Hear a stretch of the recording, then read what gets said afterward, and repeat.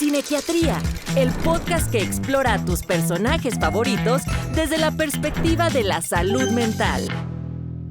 Bienvenidos a un nuevo episodio del podcast de Cinequiatría. Yo soy el doctor Agustín Torres de León, soy médico psiquiatra y hoy tengo el enorme placer y privilegio de que esté con nosotros una persona muy querida. Desde Argentina se encuentra el doctor en psicología Fabián Las, experto en conducta, entrenador de talla internacional y más galardones, pero me llevaría mucho tiempo. Fabi, bienvenido al podcast de Cinequiatría. Bueno, muchísimas gracias por la invitación. La verdad que estoy emocionado, un poco nervioso también porque es como, bueno, primero que me encantó la propuesta y la celebro. Entonces, cuando recibí tu invitación, obviamente no podía rechazarla. Pero bueno, me muevo un poquitito de lo que yo estoy usualmente acostumbrado a charlar. Así que bueno, vamos a ver qué sale. Agradecerte obviamente por la invitación y bueno, esperemos que salga algo que al menos sea entretenido. Seguramente, Fabi, tú y yo hemos tenido oportunidad de platicar y uno aprende mucho al escucharte y que de eso va el día de hoy. La intención es que las personas encuentren en el cine un referente, un espejo, una imagen en donde nosotros podamos invitarlos a reflexionar sobre temas acerca de salud mental. Y de eso va el podcast de Cinequiatría y esta vez te agradecemos por esta recomendación.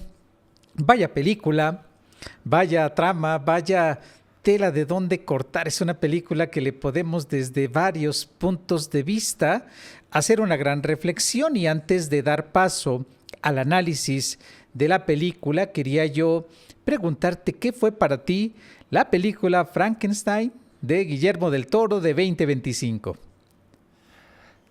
Qué linda pregunta, Agus.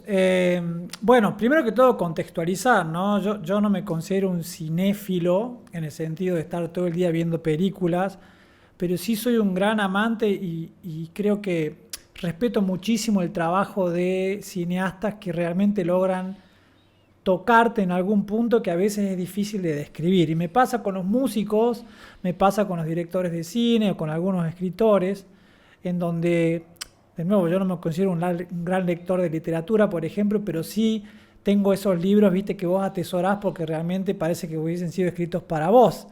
Y lo mismo me pasa con las películas, viste, más allá de que sea comercial, no comercial, Hollywood, no Hollywood, por ahí yo encuentro películas que me suelen tocar en ciertos aspectos como muy orgánicos, y que a veces hasta me es difícil de describir, es como que son muchas capas que me tocan, y creo que esa película fue una, más allá del personaje y de que obviamente son esos personajes que ya están insertos en nuestra cultura, como Drácula, que de hecho el Bram Stoker, el Drácula, el de Coppola, basado en el libro de Bram Stoker, también es una que me tocó por muchos niveles.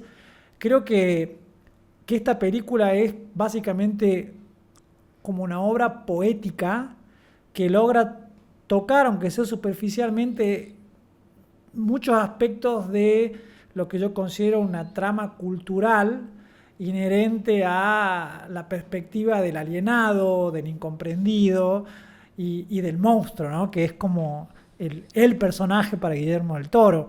Así que creo que yo ya sabía que la película me iba a impactar por algunas cosas que había leído y porque me gusta mucho el director, que bueno, encima es su director, digamos, es como...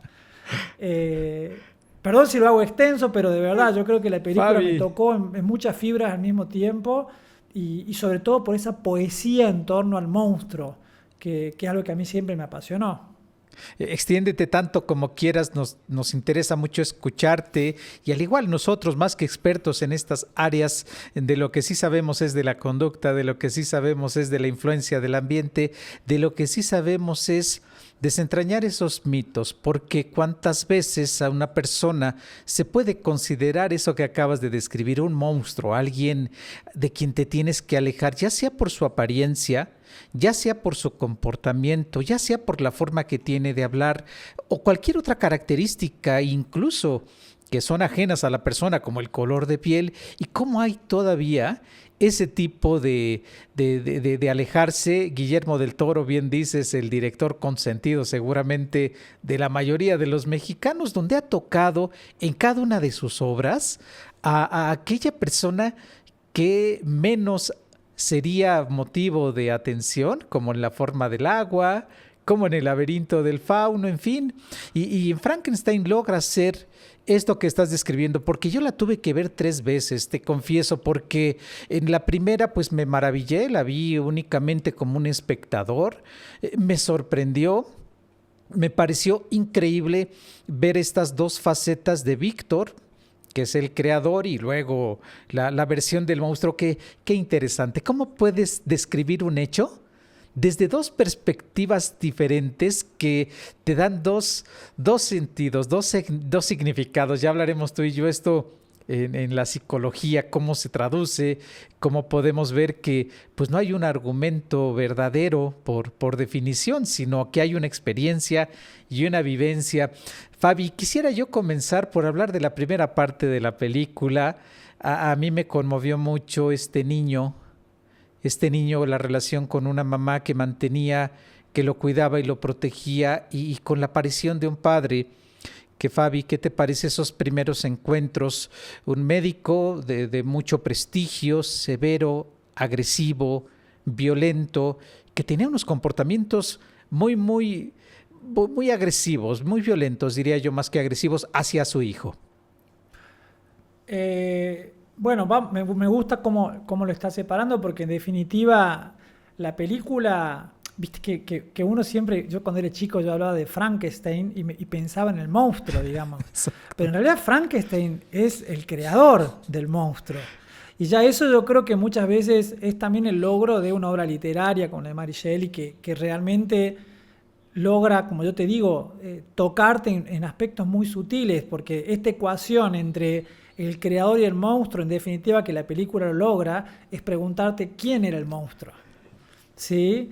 Después podemos charlar sobre qué quiere decir esto de monstruo, porque claramente en la noción de monstruo hay ciertos mecanismos que permiten la deshumanización, que permiten tratar al otro como objeto, pero ya llegaremos a eso. Pero la pregunta de acá es ¿quién es el monstruo? Y si el monstruo es el doctor Frankenstein, esta primera parte yo creo que te permite entender y comprender la perspectiva del doctor Frankenstein, de forma tal que también lo humaniza. Yo me pongo a pensar qué hubiese pasado si hubiese empezado todo directamente viendo al doctor Frankenstein creando al monstruo sin haber entendido primero su historia. Yo creo que el montaje de la película, que de nuevo acá asumo mi ignorancia porque yo no he leído el libro, quizá lo he ojeado de muy pequeño, pero fue demasiado para mí. No sé si en el libro, creería que también plantea la historia, pero no en la forma casi poética que lo plantea el director cuando te muestra la historia del niño Frankenstein. Y el poder ver ese contexto de un padre severo, de un padre que anula al niño, de un padre que controla al niño, de las pérdidas que rodean al niño, que en definitiva son las pérdidas a lo que él más debe haber sentido como afecto, como apego, como amor, te permiten entender un poco en lo que después se convierte. Entonces, yo creo que ya esa forma de presentarlo, que a lo que le sumamos la fotografía, el juego con los colores, los cromatismos, que realmente te hacen sentir el dolor y ese dolor casi silencioso de este futuro médico, te permiten entender la perspectiva de él. Entonces a mí esa presentación me pareció maravillosa, porque te mete muy sutilmente dentro de la piel del niño. Que Mary Shelley hablaba, como describes en el libro, de la visión de la escritora era de una infancia maravillosa. Hablaba así acerca de la infancia de Víctor, pero esta película nos ofrece una perspectiva completamente diferente. Nos da una muestra de seguramente lo que vivió este niño una y otra vez en un entorno donde pues sabemos muy bien, porque habrá quien diga, bueno, pero tú puedes ser fuerte y te puedes reponer y un padre no viene a significar tu destino, pero tú y yo sabemos que influye poderosamente en la forma en que tú te relacionas contigo mismo, con los demás, con la manera que uno desarrolla para regular sus propias emociones, porque el niño pues, se tenía que contener. Vemos en algunas de las escenas a Víctor, después de la muerte de su mamá, cómo empieza a responder de manera agresiva, hostil, con las personas que prestan servicio, y llega un punto en donde como reniega de su fe, reniega de por qué le fue arrebatada su mamá, y dando origen ahí a estar en contra de la muerte, ¿no? Como que prometerse a sí mismo, retando al padre, diciéndole que primero no había hecho por salvar a la mamá, que él la había dejado morir, y después prometiéndose a sí mismo que él iba a lograr vencer a la muerte. En esta parte que, viendo un poco la obra de Mary Shelley, Fabi, ella mencionan que pierde un hijo más o menos de año y meses, y que en un sueño tiene la imagen de acercar al pequeño al fuego, con lo cual logra revivirlo. Y parece que en el libro, y pues Guillermo del Toro, siendo una gran amante de este libro y de esta historia, nos los ha dejado ver en toda su filmografía, pues finalmente lo recrea. Y es ese fuego de este arcángel que se le aparece y que lo inspira. ¿Qué te parece esta serie de escenas, Fabi? Lo primero es que, bueno, yo no sabía, y te agradezco eso porque ahí como decimos en Argentina, me desburraste, de que Mary Shelley planteaba que la infancia del varón había sido maravillosa, lo cual hace mucho más meritorio el enfoque de Guillermo del Toro, porque básicamente le da un carácter realmente mucho más consistente con lo que sabemos que es el desarrollo de un ser humano. Una infancia maravillosa, es muy difícil imaginar al varón Frankenstein con una imagen maravillosa, luchando básicamente por convertirse en un dios. Porque si bien no es algo explícito, pero alguien que quiere ganarle a la muerte es básicamente alguien que quiere convertirse en un dios. Y ahí viene una de estas características que vemos en él, como esta búsqueda de un poder casi inhumano, ¿no? Es como ganarle a la muerte. La imagen que era un ángel rojo, ¿no? Sí, parecía como el arcángel Gabriel, que vence al demonio, sí. Yo creo que te da esas, como viste, como esas notas, esa reminiscencia de cuestiones, de nuevo, como religiosas, y viste cómo es con el tema, como el arte, que nunca sabemos muy bien si el director quiso transmitir eso o no, o es lo que nosotros nos estamos apropiando, pero a mí me da un poco más esa idea de como casi una invitación a ciertas notas religiosas, ¿no? en torno a esto. A mí la imagen del ángel me impactó muchísimo, y aparece en momentos, viste, casi como momentos de epifanías del varón, o por lo menos lo que a mí me transmite. No sé si eso responde a tu pregunta, digamos. Sí, claro.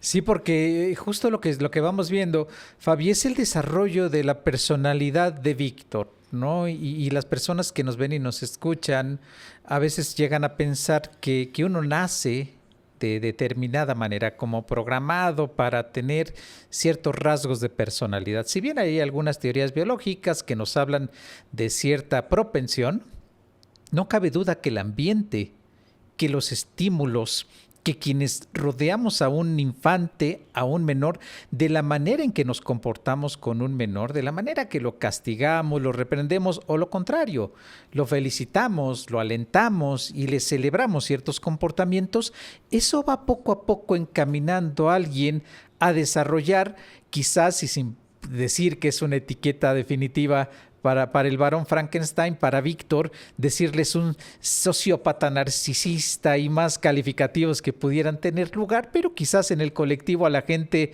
le ayude a orientarse un poco a lo que estamos hablando. Pero quiero llegar a preguntarte, ¿consideras que todos estos factores determinaron en ver en quién se había convertido? Yo creo que un poco es el mensaje. Voy a hacer como una pequeña digresión que me lleva un poco a la clínica, ¿no? Viste que está muy de moda el término validación, y está tan de moda que muchas veces uno no sabe de qué está hablando al fin y al cabo, porque se usa en contextos tan variados que hasta termina perdiendo su relevancia, o al menos su precisión clínica. Y mi forma de ver a la validación es simplemente como un comportamiento que incluye dos cosas. Uno es comprender y la otra es transmitir esa comprensión. Es decir, comprender al otro y transmitir esa comprensión. Y yo creo que lo que hace el director al mostrarnos toda, aunque sea de una forma muy condensada, la vida del varón, nos permite comprenderlo. Y de una forma u otra, hasta llegar a empatizar en cierto punto. Digamos, en ese sentido, y yo creo que ese es el gran logro que tiene Guillermo del Toro, que es como humaniza al monstruo. Es como le da ese carácter hasta de dulzura y uno termina por una parte no entendiéndolo, enojándose, y por la otra parte de alguna forma conectando con el personaje. Y creo que lo logra con ambos, tanto con el varón como con el monstruo. Qué bien describes, ya no sabemos aquí quién era el monstruo, ¿verdad? Porque el varón, con ese afán de poseer y tenerlo todo, oye, qué interesante, ahorita me ayudaste a recordar escenas donde las características físicas de él y de su mamá de Víctor, y su mamá de Víctor eran cabello oscuro. Cuando nace su hermano rubio, tez clara, ojos de color, esto genera todavía un mayor rechazo. El padre se está mostrando amoroso, lo vemos ahí celebrándole y te das cuenta que hay dos hermanos en un mismo ambiente con comportamientos diametralmente opuestos, Fabi. Y a eso le puedes sumar también que su hermano rubio es quien se casa con la mujer a quien claramente el varón ama. Entonces, y fíjate qué interesante es lo que yo te decía, Agus, de los grandes directores que te dan diferentes capas, tan sutiles que a veces vos no sabés si hubo realmente una intención o no, pero no hay que olvidarnos que el director es un director mexicano y que sabe de estos temas y de la desigualdad social y del racismo y del etnocentrismo. Entonces probablemente hasta hay como una pequeña pincelada de crítica social en esto que vos estás diciendo, porque sí, claramente, el actor que elige representa muy bien lo que vos decís, digamos, el hijo al que se le exige todo, el hijo abusado, de tez oscura, y el hijo rubio preferido de su papá, que claramente se nota que tiene todo el apego. Y esa es una parte muy sutil. Hay un artículo re interesante que yo lo tomé ahora por un poco pensando que podía hacer a lo que hablamos, que es un artículo que ha escrito Bárbara Gil Luciano, la hija de Carmen Luciano, y otros dos autores, que se llama Aproximación contextual funcional a la psicopatía. Y ahí planteo un poco esto que estamos hablando con vos, Agustín, de más allá de la visión también un poco cómoda, ¿no? De decir, bueno, todo está en los genes. Digo un poco cómoda porque también nos exime de la responsabilidad como sociedad que tenemos en torno a personas que realmente tienen un desarrollo en su vida que termina posicionándolos en estos lugares, ¿no? En el lugar del monstruo.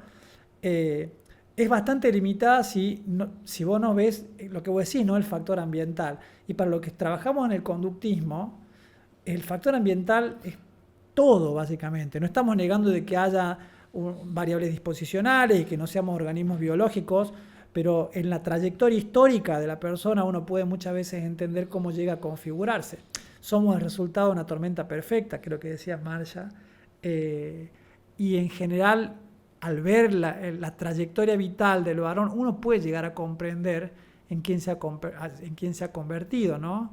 Y efectivamente, Fabi, de este artículo que mencionas de los expertos en la conducta, donde el contexto, pues la definición de conducta es la interacción de un individuo con su medio ambiente, pues nos hace mucho sentido lo que estás describiendo, porque como a veces uno pensaría es la misma casa, sí, pero el papá también es parte del contexto y el papá se relacionaba con su hermano menor de una manera completamente diferente, le ofrecía otra serie de estímulos, consecuencias y comportamientos que fueron dando como resultado una conducta muy diferente a la que tenía Víctor, tanto que en algunas de las escenas avanzada la película, él expresa a su hermano, yo siempre te tuve miedo.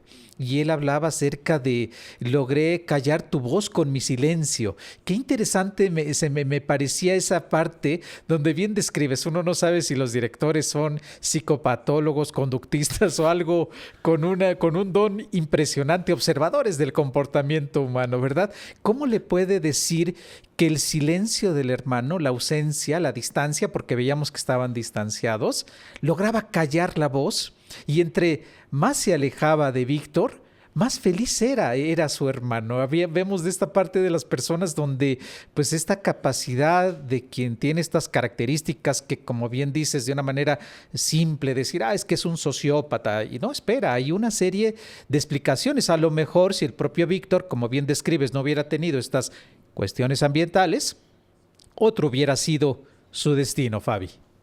Sí, e incluso en esta oposición que hay entre los dos hermanos también hay algo maravilloso, porque cuando uno entra al campo de lo que es las teorías contemporáneas del lenguaje y de cómo uno puede, a partir de estas teorías como la de RFT, ¿no? La Relational Frame Theory, entender cómo se forja una identidad, que básicamente una identidad no es otra cosa que una red de relaciones arbitrarias acerca de quiénes somos, y esa red se constituye a lo largo de la historia, y estas relaciones pueden ser de diferente tipo, por ejemplo, oposición, jerarquía.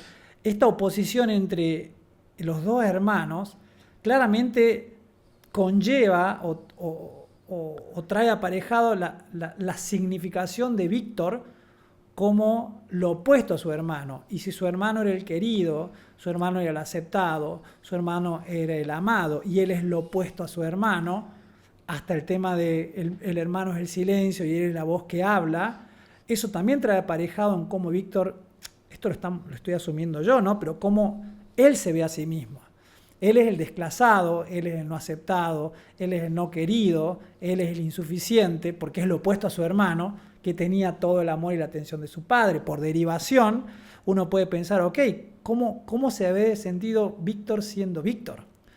Y claramente, si uno lo ve desde ese enfoque, él tenía que demostrarse a sí mismo que era mucho más de lo que había aprendido que era, probablemente nada.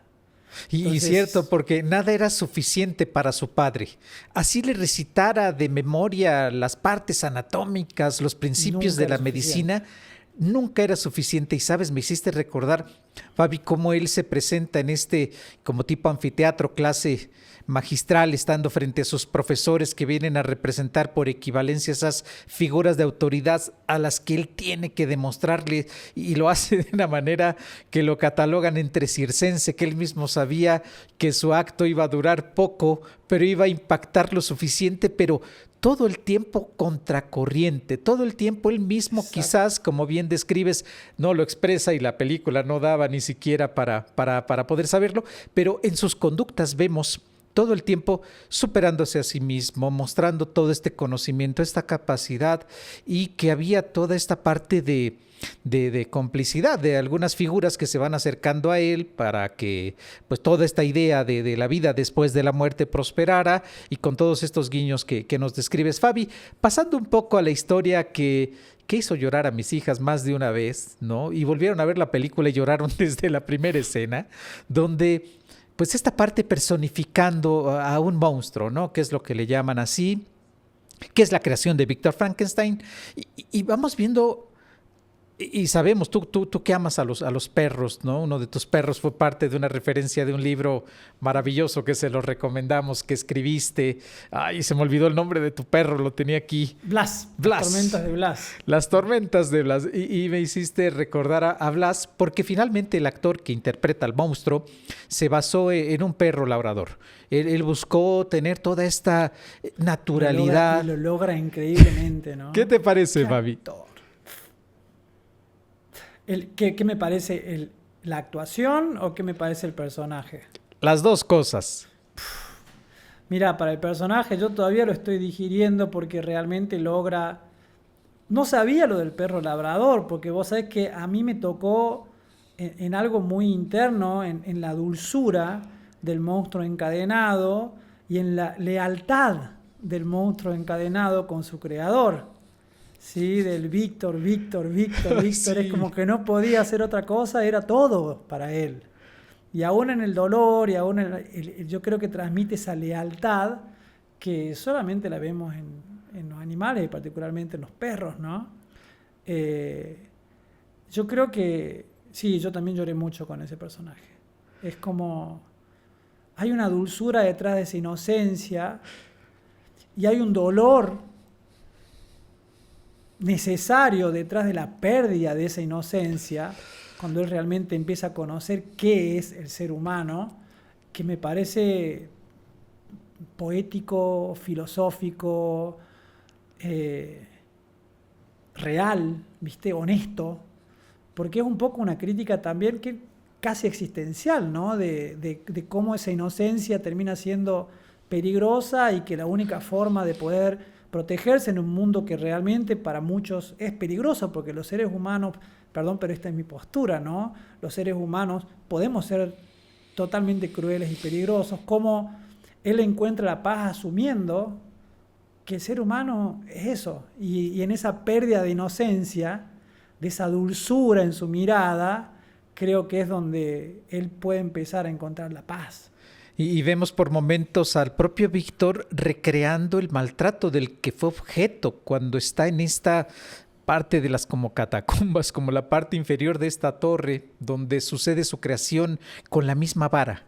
Que su padre le aleccionaba y le castigaba, y cómo nos damos cuenta que el maltrato, el castigo físico de este tipo del cual estamos hablando, no castigo en términos conductuales, sino el castigo físico que él estaba recibiendo, pues no podía alentar a que desarrollara las habilidades que cuando llega Elizabeth, creo que era el nombre de la pareja de su hermano, sí logra a la primera repetir su nombre, y quisiera yo conocer qué te parece toda esta transición de ir adquiriendo conocimiento en un ambiente diferente, la interacción que tiene con esta pequeña grupo de humanos que se encuentra, que primero ante lo desconocido pues lo maltratan, ¿no? Porque vale la pena decir que es la apariencia, Fabi. Hablábamos de cómo la apariencia, que pues él estaba hecho de una serie de piezas y partes humanas y más,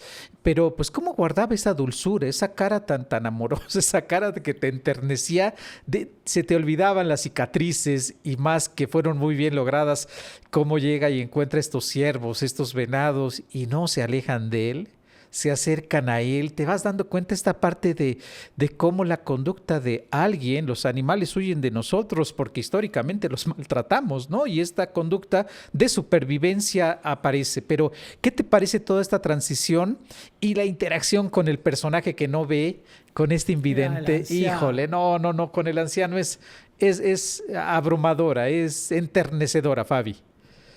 Y yo creo que también en ese sentido el no por nada es ciego, ¿no? Exacto. ¿Viste? Es que no por nada es ciego, es como un mensaje de, ok, o sea, cómo la interacción entre dos personas cambian cuando uno no ve aquello que permite deshumanizarlo, porque yo creo que acá el punto clave, más allá del maltrato y de las persecuciones al monstruo, el monstruo... El ver al otro como monstruo, en definitiva, es una forma de deshumanizar. Y eso vos lo podés ver también en lo que hablamos, ¿no? En el racismo, en el estigma, e incluso en el calificar a alguien como loco, Claro. o el presentar a alguien como monstruo, que también lo ves en todas las series de Netflix. ¿Cuántas se llaman monstruo cuando ponen los asesinos seriales? O sea, la deshumanización per se es como un mecanismo que permite la desconexión moral, y facilita el maltrato, y facilita el castigo, y yo creo que en el personaje del monstruo se puede ver cómo esa deshumanización no permite ver a ese ser dulce que está ahí, y cómo el no ver, paradojalmente, permite contactar esa dulzura, y yo creo que la interacción entre el monstruo y este señor ciego es realmente poética porque es pura, es honesta. Es como una conexión de almas. Sí, Fabi, y el no ver cuando él se va a la familia para perseguir esta jauría, esta manada de lobos que llegaron a maltratar a las ovejas, también al acercarse al viejo con una candidez y tranquilidad, el viejo lo escucha, le pide acércate, y cómo deja caer un objeto y él logra escuchar que en lugar de tener una expresión de enojo, le dice, te asustaste. Te da temor y te das cuenta de una manera hermosa cómo... Validación al 100%, ¿no? ¿Qué te parece, no? Como en lugar de decirle, ya rompiste, ¿quién eres? ¿Qué haces aquí? Caramba, sabe que está sufriendo, sabe que está angustiado, yo no sé, y a lo mejor te dio la impresión, como a mí, cuando él voltea las cartas, cuando le está enseñando a la nieta, como si supiera que alguien más, como que él sabía que alguien vivía ahí, el espíritu del bosque le llama a la familia, y describes algo impresionante que me encanta, Fabi, cómo la familia, mientras no le vio la cara, el rostro, las facciones, todos los actos caritativos que él tenía para ellos, como colectar como una especie de varas, como arreglar el corral y más, le decían el espíritu del bosque, lo adoraban. En cuanto lo vieron, concluyeron, ni siquiera pensaron que las mordidas las había hecho una manada de lobos, sino que llegaron a sorprender cuando el viejo pues yace en el suelo, lamentablemente, pues finalmente lo consideran. Tú fuiste el responsable, ¿no? Sin darte lugar siquiera a la mínima duda. Aquí pasa mucho, Fabi, que las personas que vienen de provincia, que hablan diferente, que tienen otro dialecto, otra lengua, ¿cómo se le trata de una manera despectiva, no? Nos quejamos de estas conductas despectivas y discriminatorias y ocurre y sigue sucediendo y bien describes, como que es una manera de poner en la película cómo es muy de los seres humanos. Es muy de los seres humanos... como un mecanismo de desconexión moral. Bandura, yo me acuerdo hace mucho, yo hice mi tesis doctoral sobre ese autor. Él hablaba en su teoría, que es una teoría que hoy por hoy ya no sé si es tan reconocida. ¿Del aprendizaje social, Fabi? Claro, que después pasó a llamarse teoría social cognitiva, y él planteaba que para explicar la conducta humana, el modelo de reciprocidad triádica, que eran básicamente 3 elementos, ¿no? Los factores personales, conductuales, y creo que eran situacionales, y dentro de los personales él incluía lo que él llamaba el autosistema, que era básicamente un sistema de agencia personal que él con ello explicaba cómo los seres humanos podíamos autorregular nuestras conductas. Y era un enfoque más cognitivo, pero la parte interesante es que él después deriva de esa teoría un estudio de lo que es el comportamiento moral en los seres humanos, y él habla de que muchas veces el ser humano cuenta con, podemos llamar casi mecanismos de defensa, que permiten que el ser humano muchas veces pueda hacer daño sin sentirse tan mal por ello. Y él le llama mecanismos de desconexión moral. Okay. ¿Sí? Y entre esos mecanismos, que dicho simplemente son mecanismos que los seres humanos contamos como para romper con el sistema de regulación verbal y no sentirnos tan mal al respecto. Él incluye la deshumanización y la atribución de culpabilidad, que es como, bueno, no fue mi culpa, algo habrás hecho para que yo te castigue, ¿viste? Y la deshumanización es un mecanismo que se utiliza con muchísima frecuencia ante la posibilidad de sentirnos culpa por el daño causado a otra persona, cualquier tipo de daño, ¿no? Y se basa en quitarle humanidad a los afectados. Okay. Por eso te decía que me gustaría hablar sobre la película pensando un poco también en términos de salud mental, porque en definitiva, lamentablemente, en la actualidad seguimos, ¿sí?, utilizando etiquetas y formas de hablar de otros seres humanos que inadvertidamente operan con el mismo mecanismo, es transformar en monstruos a un ser humano. De una forma u otra también funciona como una plataforma que nos permite, ¿sí?, justificar el daño, justificar el maltrato, justificar la incomprensión, alienar a los otros. En definitiva, esto ya lo había planteado Bandura, y lo que muestra claramente la película es el poder de la deshumanización. Que ocurre todo el tiempo, ¿verdad, claro, Fabi? Porque cada acto del monstruo, el resto por su simple apariencia, te recordarás cómo en alguna escena nadie reflexiona que quien accionó el arma fue Víctor, y Elizabeth se interpuso cuando él quería terminar con el monstruo, ¿no? Y cómo las personas inmediatamente llegan y sin analizar, oye, pero si él la tiene en sus brazos, el otro está a la distancia, tiene el arma en la mano. Fue él. ¿Cómo puede esto que nos estás describiendo? Porque es muy importante para las personas que en este contexto, porque creo que lo valioso en verdad de este análisis, Fabi, de esta interacción es llevarlo a la salud mental. Y la película es un buen referente que nos puede permitir observar lo que a veces las palabras no alcanza uno a llegar a los lugares que uno quisiera, pero que efectivamente vemos a alguien con conductas autolesivas, vamos a suponerlo, ¿no? Que se presenta en una situación social, para quien nos ve y nos escucha, una conducta autolesiva es la que se provoca a uno mismo. E inmediatamente antes de tratar de reflexionar, bueno, ¿qué lleva a una persona a tener esa conducta, esa decisión?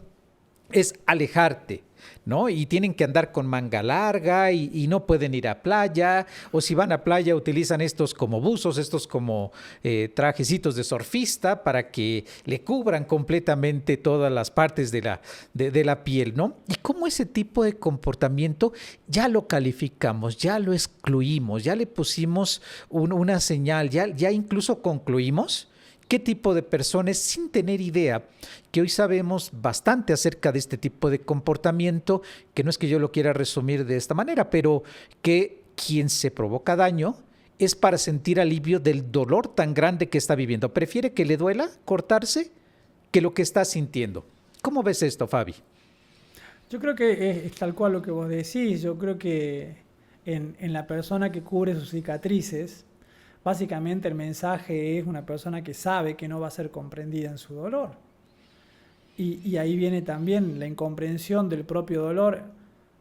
Es tan dolorosa que muchas veces nos lleva a hacernos nuevas cicatrices. Entonces yo creo que ahí está claramente graficado cómo la incomprensión del dolor humano por parte de otros seres humanos, en definitiva es el núcleo de un dolor insoportable. De hecho, viste que el trabajo dentro de DBT, la esencia es la validación, y la validación es otra cosa que no hay nada mal en vos, puedo entender tu dolor, que básicamente en las trayectorias de estos chicos, de estas chicas, de estos seres humanos que tienen ese sufrimiento intenso, siempre vas a encontrar la incomprensión, que es una forma básicamente de, uno a veces piensa, no, bueno, la historia ya pasó. La historia no pasó, la historia está en el presente, somos nuestra historia.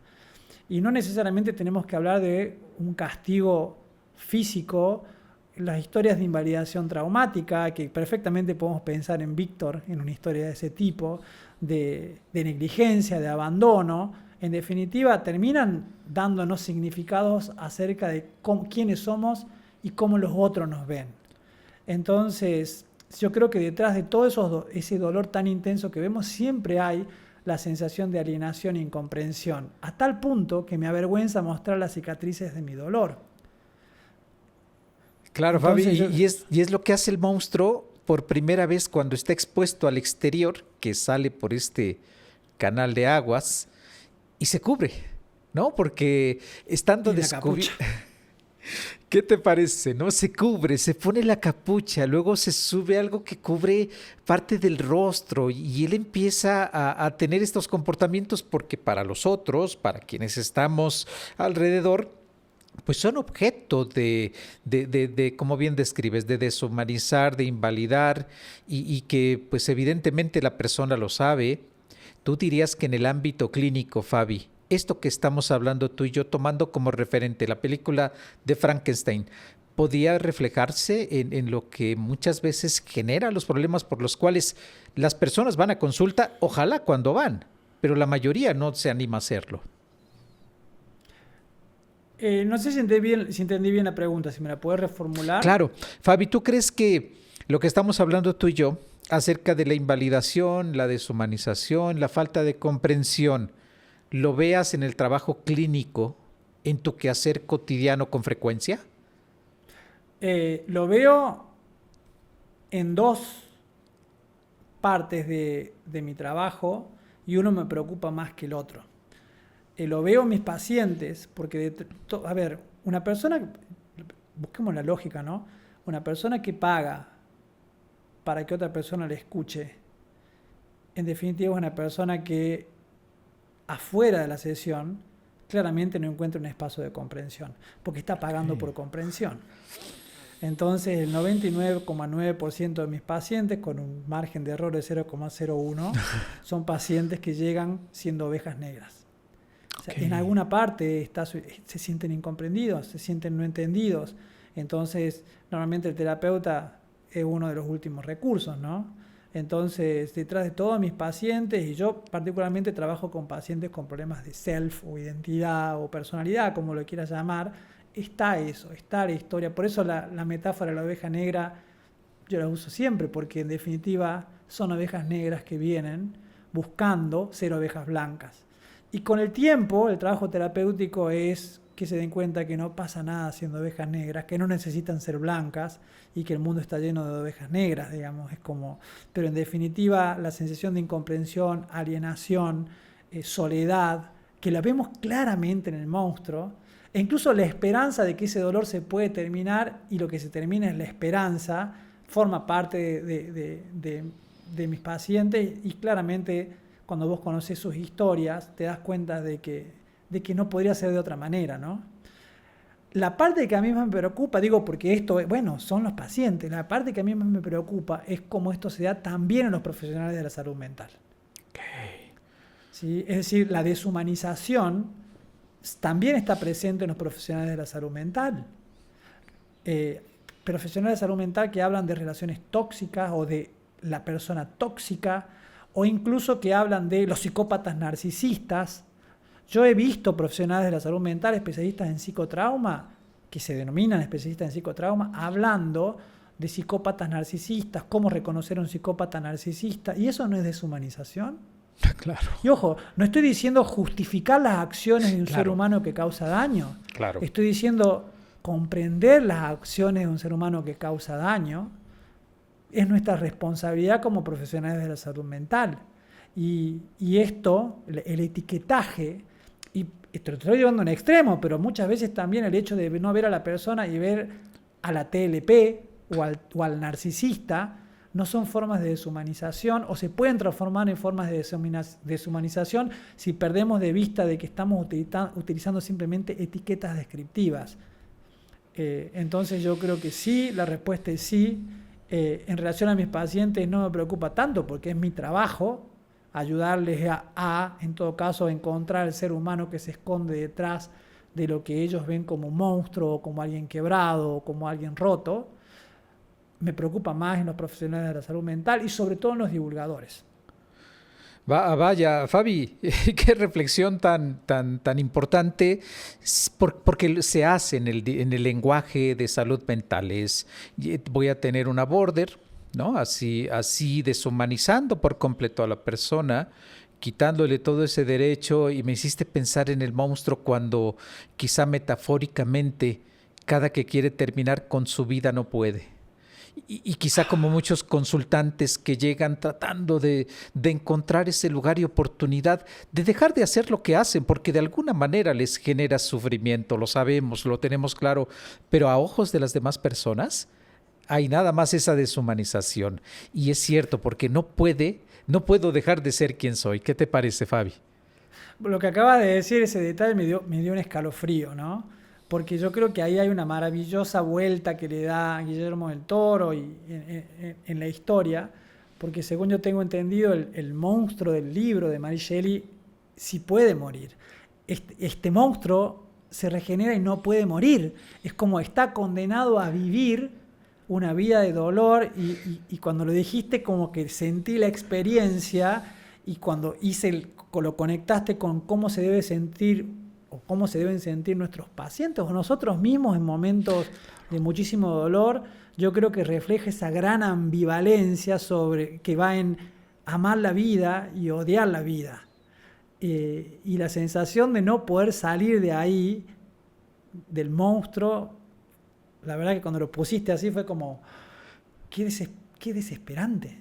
Sí, porque vienes y ponían en comparación al Pinocho del mismo Guillermo del Toro, diciendo, ansiaron la vida y desearon la muerte de aquello que generaron, que diera vida, como es el monstruo, que el monstruo lo va a buscar y le dice, lo único que quiero es alguien como yo, lo único que quiero es que me hagas alguien que sea como yo, porque finalmente vive en el rechazo, vive en el exilio, y cómo no nos damos cuenta que en una de las escenas cuando va por él al barco, pues termina siendo un héroe al final de esta embarcación, donde el propio capitán, que escucha atento estas dos historias fascinantes que a mí me gusta la primera parte, pero la segunda es impresionante. La segunda te conmueve muchísimo y le encuentra sentido a la primera, pero cómo finalmente este capitán, y junto con Elizabeth, son esas personas que describes bien. Serían el terapeuta, serían la figura de alguien que tuviera calificación para entender esta población, porque también la iatrogenia, el error del clínico de apegarse a un modelo que no aplica para poder ofrecer alivio a estas personas, termina pues nuevamente como revictimizándolos. Pero ¿crees que un poco Elizabeth y el capitán del barco pudieran ser como ejemplos de terapeutas? Yo te diría que son ejemplos de sabiduría y ecuanimidad que deben ser características que yo creo que tenemos que cultivar todos. Yo espero algún día decir, bueno, he podido cultivar un buen repertorio de ambas, pero yo creo que es necesario y está buenísimo cómo lo planteas en el capitán, que parece, viste, como un personaje anexo, pero es quien escucha las perspectivas y quien se ve transformado en su forma de ver a ambos cuando escucha las dos perspectivas. Entonces yo creo que esa capacidad de podemos llamarle sabiduría, en el sentido de que no se apega a ninguna de las dos historias y puede ver la pepita de verdad en ambas, esa ecuanimidad, yo creo que representa un poco esto, ¿no? Como el espacio en el cual se puede dar la integración final, la integración en ambos, en un padre que reconoce el daño que le ha hecho a su hijo y en un hijo que puede permitirse perdonar a su padre sin que eso signifique desconocer el dolor generado, esa sensación de integración, de relativa solución. Digo relativa porque es dolorosa, es muy parecido al concepto de aceptación radical, es decir, es el dolor y esto de lo que es la vida se posibilita gracias a estas personas que realmente se animan a ver a los seres humanos detrás de los monstruos, tanto en el caso de Víctor como en el caso del monstruo. Creo que Elizabeth no deja de ver a Víctor como un monstruo, pero sí ve al humano detrás del monstruo, pero el capitán refleja básicamente al que puede ver la humanidad en ambos. Y yo creo que eso también da como esa sensación de integración final y este mensaje del monstruo permitiéndose volver a lo prosocial y al cuidado y a la ayuda como el regreso del héroe, ¿viste? Como bueno, ahora estoy yo de vuelta aquí. Transformado. Es transformado gracias a ese momento de escucha y de perspectiva, digamos. Entonces, sí, me encanta verlo como una metáfora de lo que potencialmente deberíamos hacer los profesionales de la salud mental, ¿no? Que yo comparto totalmente contigo. Yo soy un creyente que esto debería de formar, pues no la estimulación magnética transcraneal. Quizá mi comentario no sea nada popular y reciba yo bastantes críticas, pero yo prefiero que entrenemos los profesionales de la salud mental las cualidades que has descrito, que ir siguiendo esta búsqueda frenética como Víctor por encontrar en un cablecito o en algún tipo de estímulo, sin demeritar la ciencia, lo sé, no me vayan a funar más de lo que puede ser mi comentario, pero yo creo como tú que ahí hay muchísimo que trabajar y es una obligación. Lo dices bien, seguramente quien decida hacerlo a nivel personal bien, pero los profesionales de la salud mental no es una cualidad, sería algo que estamos obligados. Fabi, ya para ir terminando el episodio, aparte de esta gran conclusión que nos acabas de ofrecer, ¿algo más que te haya dejado la película de Frankenstein? Primero, una cosa que vos dijiste que me parece re importante, Agus, es el tema de que humanizar no es incompatible con hacer ciencia. Yo digo, bueno, vos lo debes haber experimentado, la gran diferencia que hay cuando vos vas a atenderte por un médico que te trata como un ser humano, o cuando tenés un profesor que te trata como un ser humano. Claro. Yo creo que la deshumanización es peligrosa para cualquier tipo de práctica científica que involucre a otro ser humano, ¿sí? Porque de hecho no hace falta que yo lo diga y eso ya hace rato sabemos que somos un organismo entero y que, por ejemplo, la conexión social, bueno, viste el artículo, el metaanálisis famoso sobre la conexión social como predictor de la mortalidad temprana, es decir, los dos factores predictores de la mortalidad temprana son el consumo de cigarrillos y la desconexión social. O sea, no estamos hablando solamente de lo psicológico versus lo físico, somos una unidad y lo psicológico influye en lo físico. Por lo cual, el tener un profesional de la salud, no mental, de la salud, que te humaniza, que conecta con vos, que te entiende, que quiere ver tu perspectiva, para mí es un factor que tiene que estar incluido, ¿sí? Cualquiera sea tu práctica científica. Yo sé que es difícil porque muchos profesionales no son entrenados en ello, pero para mí no deberíamos perder eso. Lamentablemente,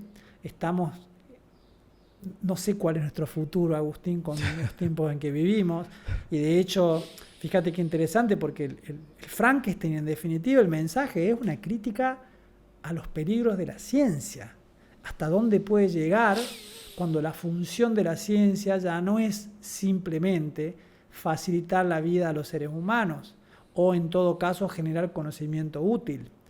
Vos sabés que acá hay un divulgador que yo sigo mucho, no sé si es médico o físico, que me encanta, no me acuerdo el nombre de él, pero él hacía una crítica a la inteligencia artificial y él decía, yo no sé qué va a pasar con nosotros los seres humanos porque no nos estamos dando cuenta que en definitiva estamos creando un monstruo cuando habla de la inteligencia artificial. Y el tipo en su reflexión dice, a ver, ¿qué hizo Dios? Dios creó el universo, creó vida y después creó inteligencia o conciencia en esa vida. El ser humano no puede crear un universo porque el universo ya está creado. El ser humano no viene muy bien tratando de generar vida. ¿Te acordás cuando empezamos con la clonación, etcétera, etcétera? ¿Qué nos queda? Generar una inteligencia que sea superior al ser humano, que en definitiva es lo más parecido a querer ser un dios.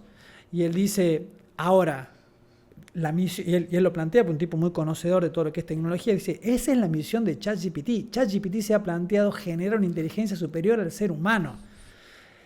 ¿Qué nos depara eso? Y él dice, bueno, pensemos cómo somos los seres humanos con las inteligencias inferiores. Dice, hay un mosquito, me molesta, lo mato. Piso una lombriz, digo, uy, qué mal, y sigo mi vida.